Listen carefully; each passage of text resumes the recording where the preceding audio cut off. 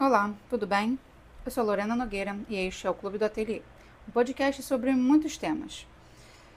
E hoje nós estamos começando uma segunda fase, pois eu penso que não tá legal como estava até agora e eu quero mudar um pouco os rumos desse podcast.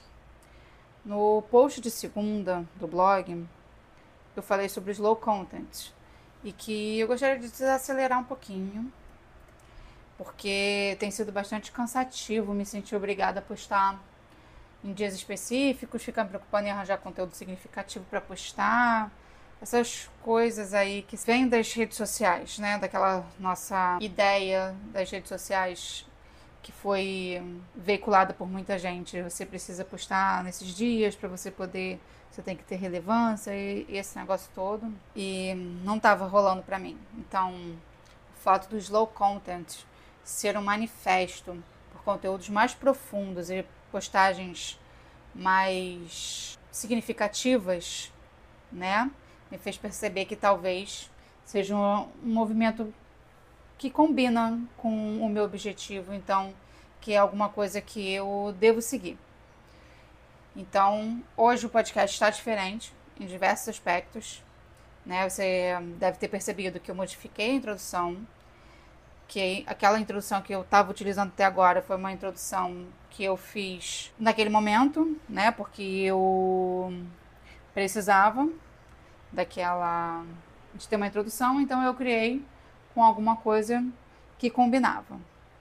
Então agora eu quis fazer uma atualização nele. Segundo, eu achei que o podcast estava meio perdido, porque eu estava perdida. Então eu sempre estava buscando em temas para falar e esses temas estavam se tornando muito complicados para mim, né? Como eu falei, essa obrigatoriedade de postar no blog, de fazer o podcast, isso estava me cansando um pouco e eu estava prestes a desistir de muita coisa. E eu não acho necessário desistir de nada. Eu acho que a gente tem que se adaptar. E terceiro, se eu tiro essa obrigação, né, de postar no blog, eu tenho mais tempo para criar o roteiro do podcast. Então, eu escrevi o roteiro e estou gravando esse podcast numa terça-feira e ele vai continuar saindo todas as sextas-feiras às 11 horas da manhã. Outra coisa que eu gostaria de comentar neste episódio, um dos motivos que me fez criar um podcast, né? Não foi só, eu falei sobre ter um formato diferente, eu falei que eu queria mudar o tipo de conteúdo que eu estava oferecendo no blog, mas essas não são as únicas coisas. Também era me tornar jornalista. Ok, isso não é uma coisa assim tão distante do que eu tô hoje, escrevendo um blog, eu enquanto professora, enquanto designer, poder escrever artigos sobre essas duas áreas, criar esse podcast que eu posso vir a falar sobre coisas técnicas, ou que eu posso criar um outro canal de podcast só para falar das coisas técnicas.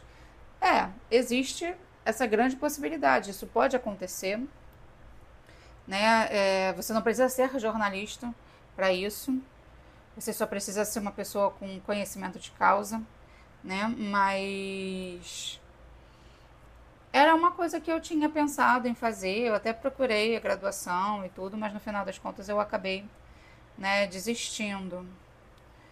E se eu conto um pouquinho da minha história, eu digo que a partir dos meus 13 anos eu estava na internet, né, já estava utilizando a internet de forma, não dessa forma que as crianças usam hoje em dia, né, de ficar jogando, ficar no bate-papo. Eu nunca participei de bate-papo, mas desde os meus 13 anos eu escrevo blog. E eu sempre gostei muito de escrever, eu sempre escrevi diário, contar do meu dia, meus planos, desejos. Sempre fui de inventar histórias, uma mente fértil, a tendência de sonhar acordada, né? Escrever poesia, são coisas, né? Escrever muitas histórias, até na escola, eu sempre fazia boas redações, né? Quando eram aquelas redações abertas, tipo, conte uma história, crie uma história. Eu sempre ia muito bem, então eu sempre gostei de escrever e eu sempre fui até reconhecida por essa minha escrita. Eu vejo como algo importante para o que eu tenho hoje, para o que eu sou hoje, né, na criação do blog, na criação desse podcast. Eu acho que vem tudo dessa época, né, desses meus desejos de estar nesse mundo. Até mesmo ser escritora, isso também era uma coisa que eu tinha pensado por um tempo, mas não sei, quem sabe, né? Ainda ser escritor não existe época para ser escritor e não existe absolutamente nenhuma regra, né, sobre isso. Quem sabe? Vamos ver. Mas voltando ao fato de ser jornalista, né, como eu falei, vim pensando nessa carreira por um tempo, escrever artigo, falar no rádio, essas coisas pareciam interessantes, né? Minha mãe ouvia muito rádio e ela sempre falava pra mim, eu queria ouvir você no rádio, quem sabe, né? Você fazendo um programa aí num desses jornalismos de rádio, seria legal.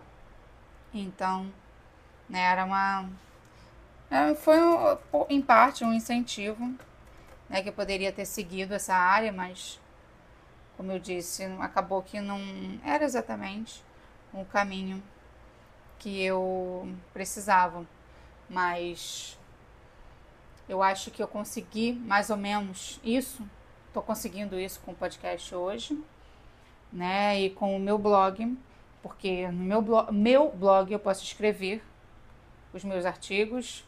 O problema do jornalista é que o jornalista precisa escrever artigos, né, naquele tempo ali, colocar no jornal, na revista, sei lá o que. Ele tem um tempo, ele tem um tema, ele tem uma obrigação. E esta parte da obrigação é que é uma coisa que somente eu não quero ter, né? Isso, até lá no Substack que eu entrei esses dias, que eu comecei esses dias, muita gente falando sobre essa questão das redes sociais, da internet, como isso é cansativo, como isso é pesado. Esse negócio de você precisa estar online, você precisa ser visto, você precisa isso, você precisa. Então, isso daí é uma coisa que eu não queria pra mim, que eu não quero pra mim. Então, obviamente, eu tô fazendo de tudo que eu posso, né, para me afastar dessas obrigações que eu acho um pouco desnecessárias, sabe? E eu acho que um dos grandes problemas que foi trazido pelas redes sociais, né, é essa questão de estar frequentemente online, postando, escrevendo, criando, para você ser relevante. Mas aí eu fico pensando, será que é só isso que faz você ser relevante? Sem falar que ser relevante é algo relativo, porque você pode estar ali escrevendo todos os dias, postando direto, e o seu conteúdo não se tornar relevante porque você não escolheu o público certo, ou porque alguma coisa que você faz não é exatamente aquilo que as pessoas estão procurando. Então, né, não vejo como isso seja tão importante assim. E além do mais, se você pensar nos escritores, os escritores não têm essa obrigação de escrever um livro todos os anos. Não tem como, isso daí não é muito possível. Você pode até escrever vários livros, seguindo as mesmas temáticas, livros curtos, livros de contos. Você até pode fazer vários contos, né? Toda semana escrever um conto, isso daí você até consegue, mas escrever um livro grande de 300, 400 páginas, ninguém escreve isso todos os anos. E não é isso que faz um autor deixar de ser relevante. Pelo contrário, né? Uma obra, ela é relevante pelo seu conteúdo. E então eu vejo que é isso que eu estou buscando, é isso que eu quero. Ser relevante pela relevância do meu conteúdo, pela importância do meu conteúdo, e não por eu estar aparecendo todos os dias na internet.